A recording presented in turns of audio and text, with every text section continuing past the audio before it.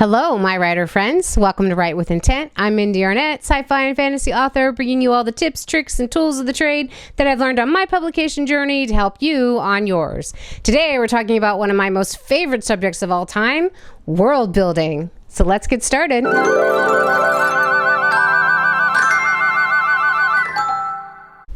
So it should come as no surprise that as a fantasy author and a science fiction author that I love world building. And I have a feeling that if you write fantasy and sci-fi, you probably love world building too.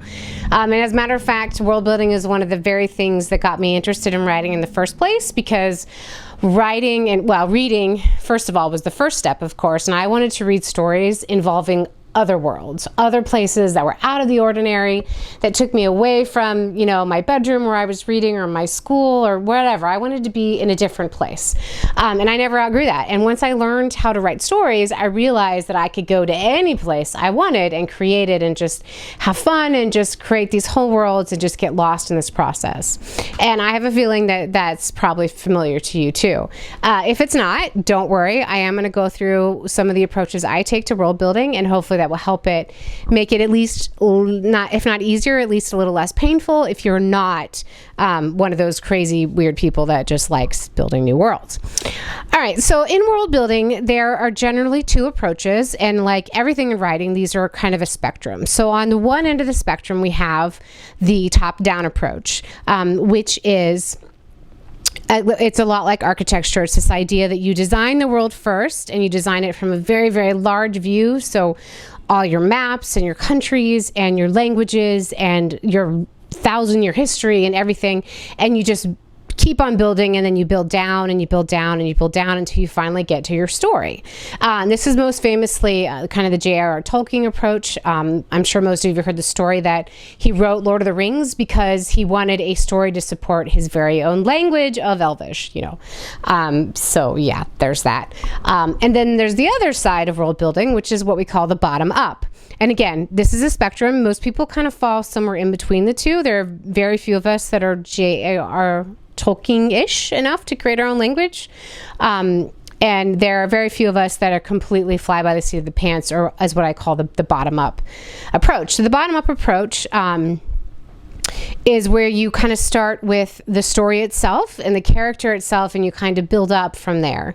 I'm going to go ahead and contrast the two of them to kind of give you the pros and the cons, because there's value in both approaches. And again, like I said, most people are on a spectrum where you do a little bit of both. And so knowing the pitfalls in each and the benefit of each can kind of help you decide which way you want to roll with it. So the bottom-down approach is world first, like I mentioned just a moment ago. And the pros there is that if you are able to do a good bottom or top-down approach, your world is probably incredibly believable and very, very immersive. So people can pick it up and read the book and really feel like they're there. There's very few plot holes. Everything makes sense. It's all tied together. So those are some of the wonderful pros of doing that top-down approach. Now, the cons to the top-down approach is that, number one, it can be very, very time-consuming because, if you think about designing an entire language, that could take years. I don't know how long it took Tolkien. I'm sure one of you do, and I could probably look it up, but I am certain that it took him a very long time. So it's very, very time-consuming, and as we've talked about in previous videos, writers maybe we haven't talked about it. Maybe we will talk about it soon. But writers tend to look for any excuse not to write. I don't know why that is. I'm just as guilty of it. Like, I love to write, but actually getting myself to sit down and do it is sometimes hard.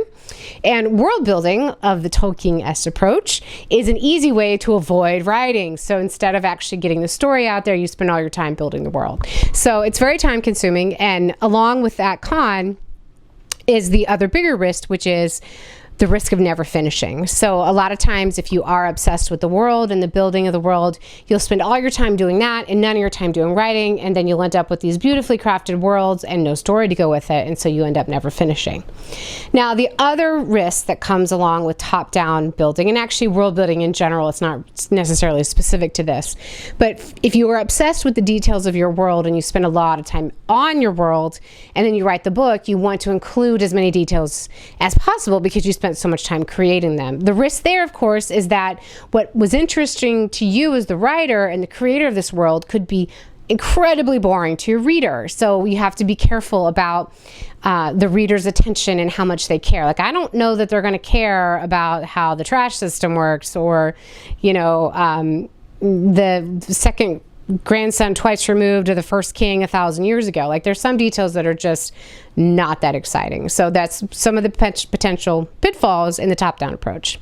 Now, the bottom-up approach has some really awesome cons, and unsurprisingly, they're the opposite of the other approach. So one thing is that it's a lot faster. So rather than waiting to get your world built, you can start writing right away, and you can start building as you go, because that's kind of the approach. Because in the bottom-up approach, it's character first. So you have a character, and what the character knows is what the readers need to know, and that's what you need to build. So it kind of gives you the map for building your story. So if you have a character, for example, like in Onyx and Ivory, I had a character who worked for the relay system, which is a mail system in this country, and she had to deliver the mail before the sun goes down. So I knew I had that premise when I started the book. That was something I wanted to write about. But then I had to say, well, why does she need to? Why does this relay service even exist? Why is it so important? And of course, the answer to that question became, well, because there are these dragons that come out at night and will eat anything that's not behind a magically protected wall, and that's why, and so on and so forth. So what she knew, I knew, and that's what I built, and kind of used those characters to build the world up as we went. So again, what's awesome with that is it's faster. You can get into your story right away. So if you're eager to get started, you can just dive right in. It's also an easier way to not overwhelm the reader with details, because when you're using that character as your guide, you're not spending a lot of time building extraneous details that would become boring to the reader. So they tend to be a little bit, not necessarily faster paced, but they can be a little bit less dense by default than someone who has, written whole histories about a world. And a lot of times, I'm sure you've read books like this that you read. Well, like Tolkien is a little bit like this. It's a lot like reading a history book. Like, it can be honestly a little dry here and there, unless you love history and that's your thing. And by all means, that's great. And don't get me wrong, I love Tolkien, but All right, so the cons, of course, in the bottom up.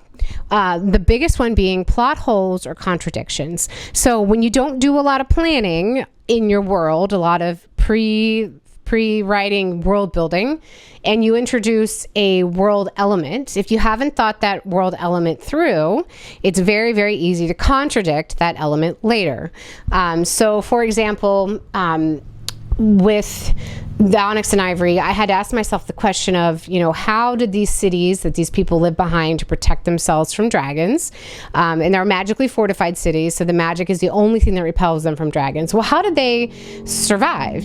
How did this society even come about?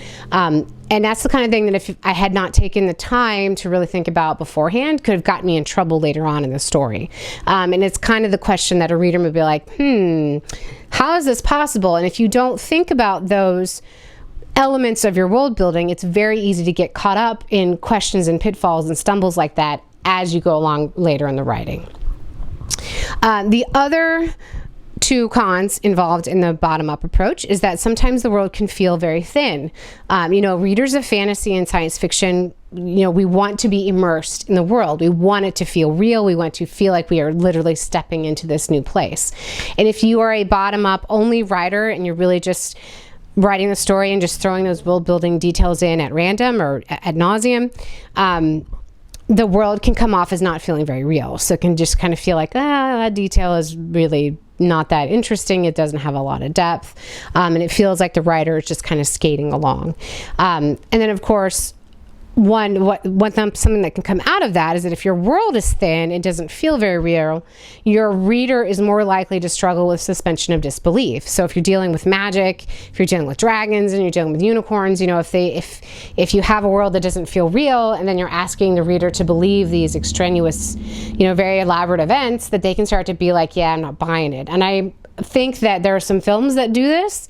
I don't have any examples off the top of my head, but you kind of know what I'm talking about. Like when you sit down and watch a fantasy film that feels very immersive and true, kind of like, Game of Thrones. Really, it's there. There's depth to it, or like some of the Dungeons and Dragons, 90s flicks, or like Kull the Conqueror, for example, which I actually enjoy that movie. But, you sit down to watch it and you're like, yeah, this is kind of generic. There's not a lot, and that's kind of the difference between the two feels. Where obviously I think the goal is you want to be writing more of the immersive world and not the one that feels like, a B movie. So of the two spectrums, I fall very much more towards the bottom up. I start with character and I let the character be my guide as far as the world building. Now, I also do some of the top down as well because I find it interesting. Sometimes I'm just wasting time instead of writing. But I definitely do both, but I favor the bottom up approach. So I have to know who my character is, and that is my starting off point. So rather than looking at my world from a very high view and thinking about all the countries and all the wars and conflicts, I don't think about those first. I start first with the character and the conflicts that they're dealing with and kind of use that to help me build my world. Now, to get to the details and to get to that where it feels fully realized, I use my questioning technique that we've talked about in previous videos, which is basically where, I will have an answer to a problem, a world building problem per se, like we'll use Onyx Ivory again. Why is she a relay writer? Well, because it's really important to get the mail between these city-states. Why are there city-states? Well, because at night, it's not safe to be outside the city. So all the kingdom lives behind magically fortified cities. Well, why is it not safe? Well, because there are night drakes that come up and they will attack anything that's human that isn't behind magically fortified walls. Well, then why is it that Kate can safely do this? And then of course it goes on and on and on. And I just keep answering those questions and those questions and those questions until I get to the point where the need to answer them is so obscure that I know I'm never going to include it in a story. And that's kind of the test for me as far as whether or not I've done enough world building. So if I give you a world building element, like the name of a city or some kind of setup in the city, I, as the writer, need to know everything there probably is to know about that piece of world building. But I'm only going to share the point of it that's relevant to the character with you as the reader. But the goal is to make the reader feel like the writer knows more about the story or more about the world than they're actually sharing. And that, of course, is done through the details and by answering those questions. Again, I can only share with you my approaches and how they work and kind of what I do there. And I do a lot of these thought activities or thought experiments, where I'm asking these questions and going through and trying to make logical sense of the world. And again, I think people tend to err on either being too dense with their world building or too light. And there's a happy medium kind of in between. And I've kind of struggled with this for a little while, like how to articulate the way that I kind of think about it, or the way that I think is a good way to think about it. And I ended up coming up with this idea based off of some of Stephen Covey, who's I guess he's a self-help guru, for lack of a better word. But he talks about, it's a really great book, The 7 Habits of Highly Successful People. And one of the habits he talks about is doing things within your area of concern and your area of influence. And if you know Covey, then good for you. And I don't want to go any further than that because it's not relevant. But I'm going to say that I borrowed these two ideas, area of concern, area of influence, as a way to determine world building details. So let me break that down to kind of make it a little more accessible. So as a human being in a world, so like in our world, we have an area of concern. So that area of concern, so things that we are concerned about as human beings, is very, very, very, very, very large. We are concerned about things like the elections. We're concerned about the economy. We're concerned about the environment. We're concerned about our kids' education. We're concerned about, wars and terrorist attack and all kinds of things that we are concerned about. And it is very easy to get caught up in being worried or concerned with all these things that we are concerned about, these really big things.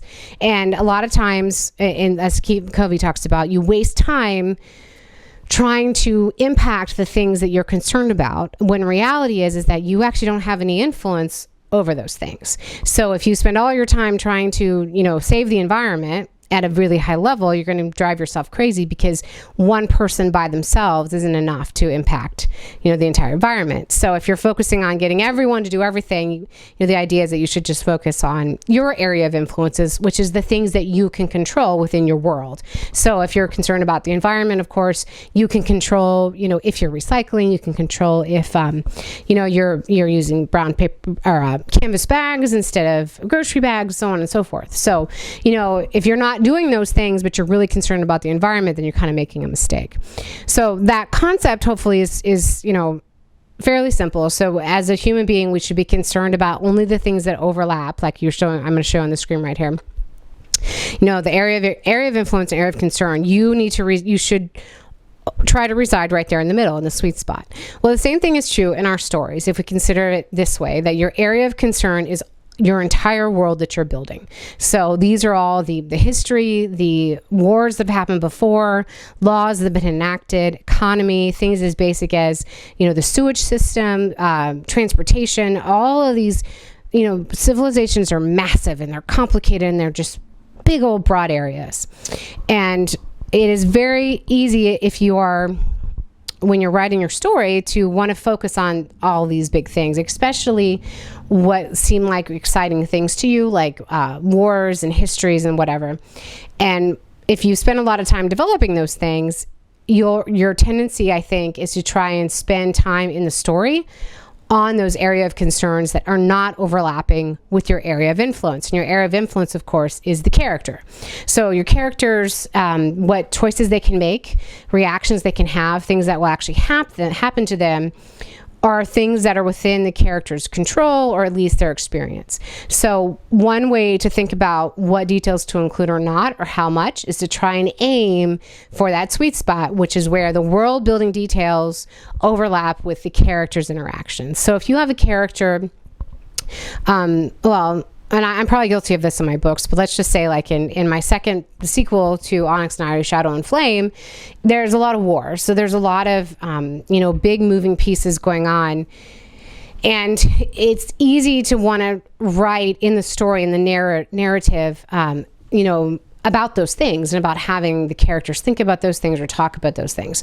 But unfortunately, unless the battle is happening right there and the characters involved in it, it's kind of boring, right? Like hearing about a war that's happening, 1,000 miles away is not nearly as interested as being in the war right there. So that's kind of the way to tell if you should be including these details or not. And I guess with the goal being, it's okay to include some of them, but you should be spending most of your time in that overlapping area and try and keep those world building details about that huge area of concern or about the big world small, and focus on the ones that are more relevant and important to the character, because of course the readers are here ultimately for the character and the story that they're going through, and you want to keep them engaged and interested and not simply show off your world building, prowess or all the fun you had building all these islands and naming all the capitals or whatever. And it's a lot of fun, don't get me wrong, but again, you just try and remember that you want to keep most of your world building focused on the details that are important to the characters' lives